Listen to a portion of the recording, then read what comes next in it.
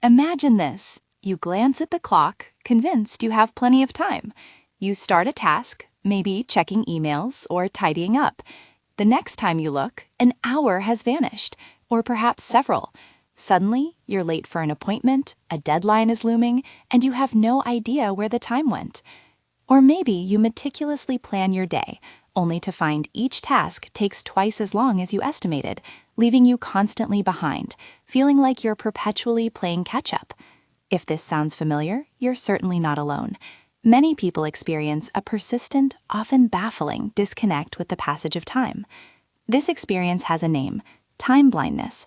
It's a term that's gained significant traction recently, particularly in discussions surrounding neurodivergence, but its roots go much deeper than a simple trend. Today, we're going to unravel what time blindness truly is, why it happens, and most importantly, explore practical strategies to navigate a world that often operates on a strict clock, even when yours seems to run on its own unique rhythm. This isn't about blaming yourself for poor time management. It's about understanding a fundamental difference in how your brain processes time, and then finding intelligent ways to work with it, not against it. So, what exactly is time blindness? At its core, it's a neurological difference, not a character flaw. It's characterized by an impaired ability to perceive, track, and accurately estimate the passage of time. For someone with time blindness, time often feels abstract, unmeasurable, and unpredictable, like trying to grasp smoke. It's a profound difficulty in sensing how much time has passed, how long a task will take, or how much time is left before an event. This can manifest in two main ways: either consistently underestimating time, leading to chronic lateness, or overestimating it, which can cause anxiety and avoidance.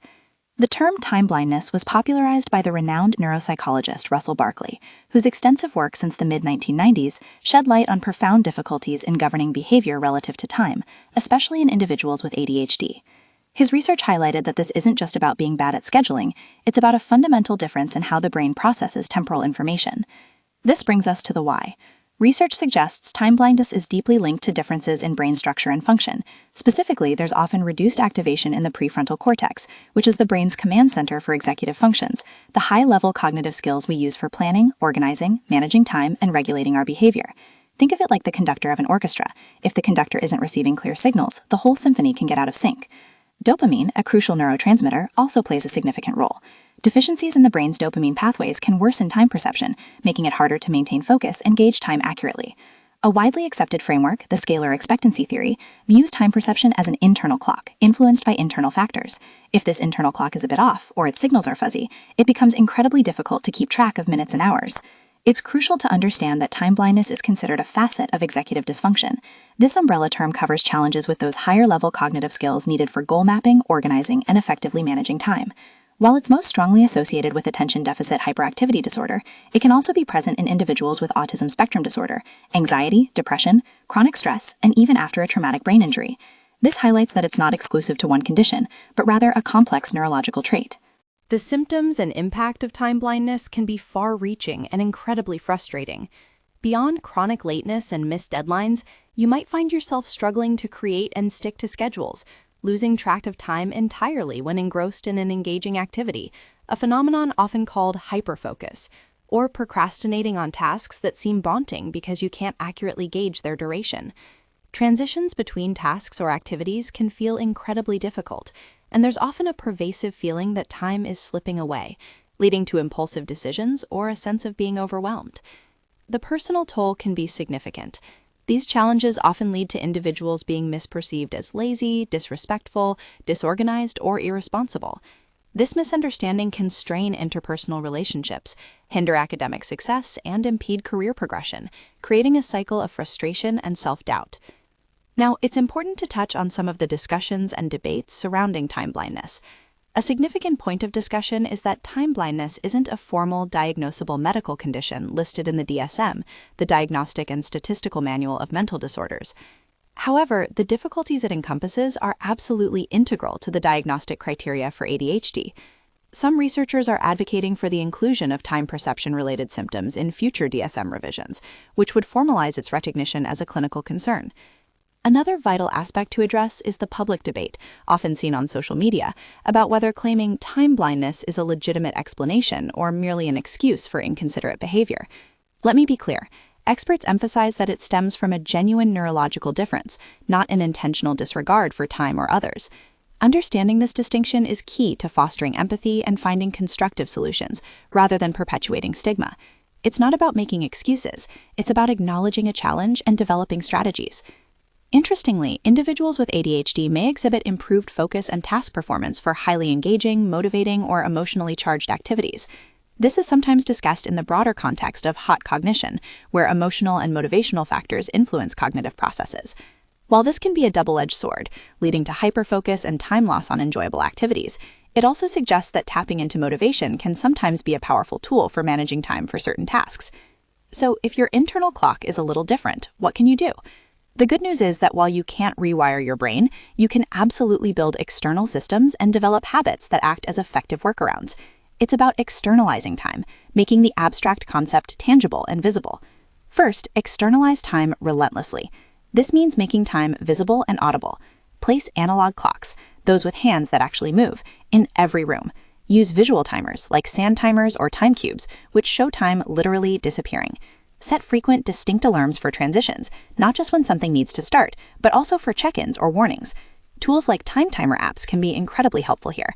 Second, practice time estimation. This is like building a new muscle. For every task you need to do, estimate how long it will take, then actually track how long it did take. Keep a simple log. Over time, you'll start to build a more accurate internal database of task durations. Break larger tasks into smaller, manageable chunks, estimating each one. This makes the overall task less daunting and helps with accuracy. Providing actionable tools. Third, leverage tools and routines. Calendar apps with reminders, digital to-do lists that can be linked to time blocks, and even simple sticky notes can become your external memory for time. Develop morning and evening routines that are consistent, as predictability can help ground your sense of time. Consider using a body double. Having another person present, even if they're working on their own tasks, can provide a subtle external cue to stay on track. Elaborating on motivational strategies. Fourth, use hot cognition to your advantage. If you know you thrive on engaging, stimulating tasks, try to reframe less appealing ones. Can you gamify a chore? Can you pair an undesirable task with something you enjoy, like listening to a favorite podcast while doing dishes? Understand what motivates you and try to inject that energy into necessary but mundane activities. Adding essential safety nets. Fifth, always build in buffer time. If you think a journey will take 20 minutes, mentally add another 10 or 15. If a task usually takes an hour, block out 90 minutes. This creates a cushion for the inevitable unforeseen circumstances, or simply your own unique time perception. Prioritize your tasks rigorously, focusing on what absolutely must get done today, rather than trying to tackle everything at once. Encouraging professional help. Finally, don't hesitate to seek professional support. If time blindness is significantly impacting your life, consulting a psychologist, psychiatrist, or an ADHD coach can be invaluable. They can offer tailored strategies, executive function coaching, and explore whether an underlying condition requires diagnosis and treatment. Organizations like Attitude or the Attention Deficit Disorder Association, ADDA, offer a wealth of resources and community support. With a reflective and empowering conclusion, understanding time blindness is the first step towards managing it effectively. It's a genuine neurological difference, not a fault, and acknowledging this can be incredibly liberating. By externalizing time, practicing estimation, leveraging tools, and cultivating self-compassion, you can build a more harmonious relationship with your internal clock and the demands of the world. With a warm, encouraging final thought, remember, the goal isn't to fix yourself, but to understand your unique way of processing time, and then equip yourself with the strategies that allow you to thrive. You are not alone in this experience, and with the right tools and understanding, you can navigate your days with greater ease and less frustration.